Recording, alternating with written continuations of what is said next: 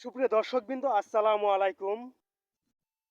গ্রাম বাংলা থেকে আমি রাসেল আবার হাজির হয়ে গেলাম আপনাদের সামনে গ্রামের সৌন্দর্য, লোকবৈচিত্র্য তুলে ধরার জন্যে। আমি যখনই চিন্তা করি যে আমার মনটাকে রিফ্রেশমেন্ট করার প্রয়োজন, তখনই আমি ছুটে চলে আসি আমার জন্মভূমিতে, যেখানে রয়েছে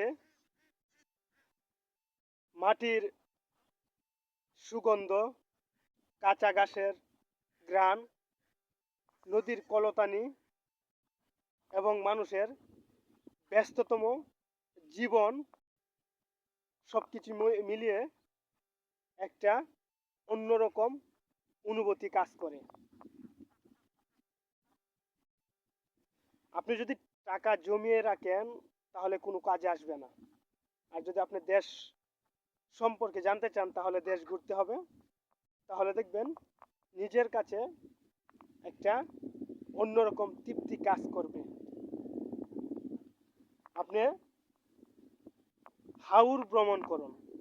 যদি হাওর ভ্রমণ করেন তাহলে প্রাকৃতিক অনেক কিছু দেখতে পারবেন, যা আপনার মনে তৃপ্তি যোগাবে।